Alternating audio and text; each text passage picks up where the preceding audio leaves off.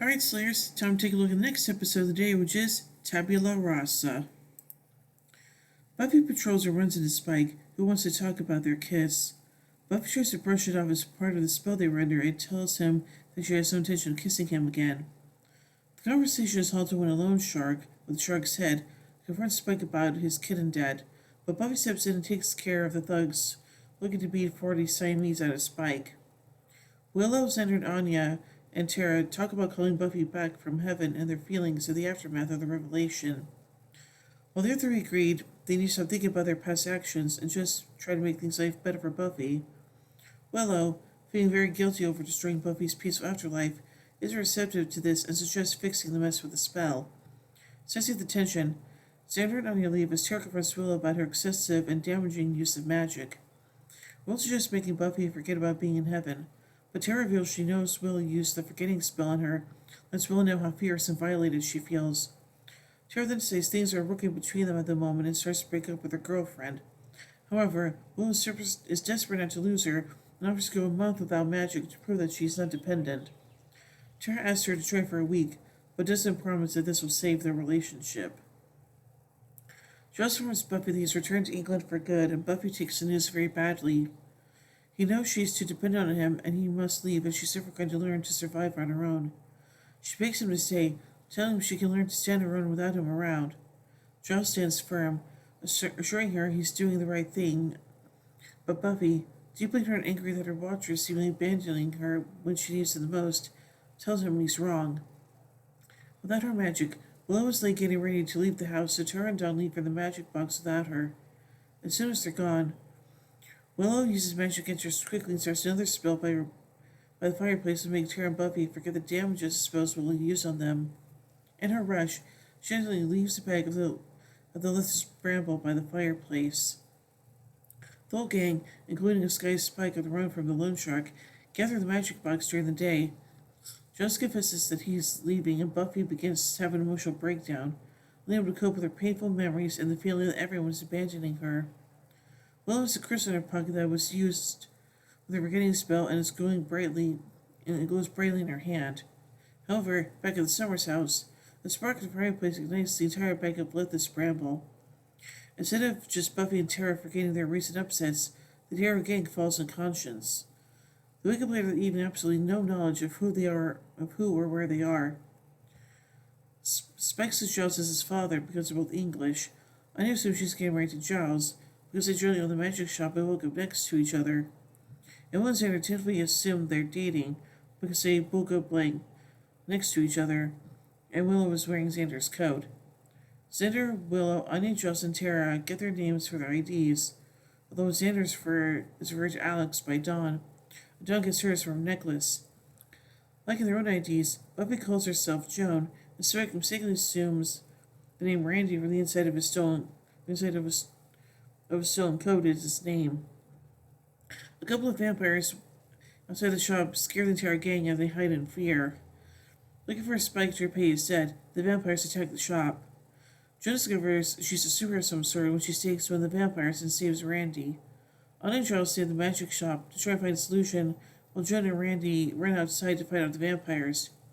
Randy assumes the vampire visitors to fight the vampire thugs, which ends Joan running away in fear. The rest of the Scoobies retreat to the sewers, but they encounter more vampires down there. Anya turns a random page in a book and reads the incantation there, which causes a bunny to appear and frighten her. Joan attacks Randy when he catches up with her and informs him that he's a vampire. He's confused by it, but assumes that he's a good noble vampire, says he doesn't want to bite her, and he's fighting other demons. He suggests he's a vampire with a soul, which Joan thinks is incredibly lame. The loan shark and his minions attack the two and a fight ensues. Anya continues to try random spells, which makes many more bunnies. A dark rain cloud to form inside the shop, and skeletal beasts to appear, which she must sword fight against. Giles and Anya argue while hiding behind the counter from an unseen growling beast, and Giles reveals he found a one-way plane ticket in his pocket for London, assuming he must be abandoning Anya. Eventually, Giles casts a spell that removes everything. Safe again, Anya begs Giles not to leave her, and they kiss. Alex fights with the vampire chasing them in sewers, finally taking it, then accidentally steps on the crystal that fell from Willow's pocket. The break in the spell finds Jocelyn and Anya kissing, Walter Tara after a fall, and Spike and Buffy in mid-fight conversation. Chandler's realized that Willow used magic, despite her promise. The spell broken, Buffy's momentarily too stunned to duck a few painful hits. Spike finishes off the rest of the vampires and promises to make up his debt to the intimidated loan shark. While Willow cries in the bathroom, Tara packs all of her things into boxes. Then, receiving her cold shoulder from Dawn, leaves. Full of grief, Joss takes his plane back to England. Spike finds Buffy the bronze, but she turns her face away and he stalks off. She doesn't let him get far, though, and they kiss beneath the stairs of the bronze. So let's take a look at some continuity surrounding this episode. Spike reminds Buffy that they kiss each other once more with feeling. The kiss is spelled something blue in intervention, although under spell in the first instance, and the second kiss was a chaste thank you. The loan shark will become one of the demon lords during the fall of Los Angeles.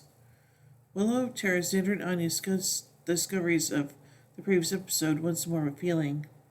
Buffy beats her from heaven, and Tara fights with Willow about her magical abuse. Dawn says featured creature in this episode. Previously, Xander said creature feature in the episode Ted. Tara and Anya are seeing thumb wrestling in the magic box. Call back to when Tara asked Dawn to thumb wrestle in Real Me. The tutu Spike wears in disguise as Jaws and Randy Jaws is seen when using Restless for Xander's dream. Jaws describes Spike as like a son to me. The memory loss the Scooby Gang undergoes will have a similarity to the Angel Investigations crew and Spin the Bottle, reliving everything about their lives up to their teen years. Randy describes on Jaws' midlife crisis transport matches his actual current car, red BMW convertible acquired in Real Me. Joan's reaction to Randy's vampire face is very similar to Buffy's reaction when she first saw Angel's vampire face in the episode Angel. When Spike finds out he's a vampire, he describes Angel's persona by declaring, "I'm a vampire with a soul. I fight evil. I help the helpless." Angel Investigations used the slogan, "We help the hopeless," but it was specifically quoted as "help the helpless." In parting gifts, they changed it to "We help the helpless and provider." When Will tells Dawn about her attraction to women, she uses the same words she did in the episode Doppelgangland to describe her vampire self. "I think I'm kind of gay." Andrew organizes his own sexuality with the same phrase in Love Dares You, Part 1. Even with her memories gone, until she feels compelled to take out vengeance against him, a trait she had since her spell and selfless that made her become a vengeance demon. She also retains her fear of rabbits, revealed in fear itself. It feels like a compulsion to protect the cash register from Triangle. Xander and Anya fail to sense any mutual connection during their time without memories, foreshadowing their doomed engagement in Hell's Bells. Jocelyn is sending down for England to return and 2 to go, and express regret for leaving the Scoobies in grave. Buffy will consider this the first step for the group falling apart in New Rules, Part 1. So let's take a look at some production notes. The title, Tabula Rasa, Latin for Blank Slate, is a reference to the theory that individuals are born without built-in mental content, and therefore all knowledge comes from experience or perception. Without her memories, Anya pronounces her name using the flat A instead of with the usual broad A. Just as with the fifth season episode replacement, mimics the plot of the Star Trek episode The Enemy Within. This also bears a striking resemblance to the plot of the Star Trek Next Generation episode Conundrum, save for the fact that the mass amnesia in Conundrum was a deliberate attack rather than an unfortunate accident. The episode Tabula Rasa does not translate well into other languages.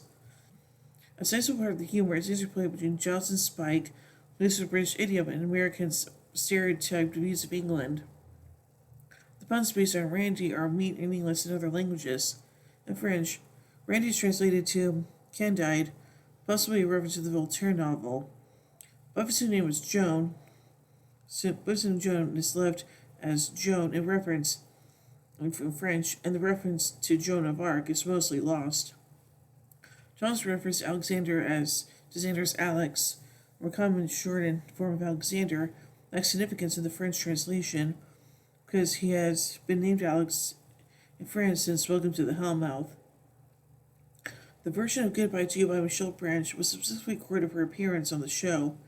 While on tour, she stopped in Nashville to record a slightly different arranged version, but Branch isn't aware of what happened to the masters for it, as she would like to release this version for Buffy fans. Goodbye to You has many released versions, including the Spare Room album version, an acoustic version, and the radio mix featured in the official music video for the song. And now let's take a look at some pop culture references. Spike compares his kiss with Buffy with the film Gone with the Wind. Anya referred to Alan Funt, the host of Candid Camera, when they try to figure out what happened. Xander loves he remembers watching the 1991 comedy film King Ralph. And now finally, let's take a look at a goof. When Anya is standing on the table and Giles says to her, "Come down and we will go about fixing this in a sensible fashion," the lighting equipment behind the magic shop counter is visible to the left of the screen. So I think this episode is pretty darn emotional, and yes, it's sad that Giles had to leave, and especially the breakup between Willow and Tara. So yeah. So overall, I give Tabula Rasa 4 vampire steaks out of 5. When we tune in bits, we took the final episode of the day, Smashed. So, until then, here endeth the lesson.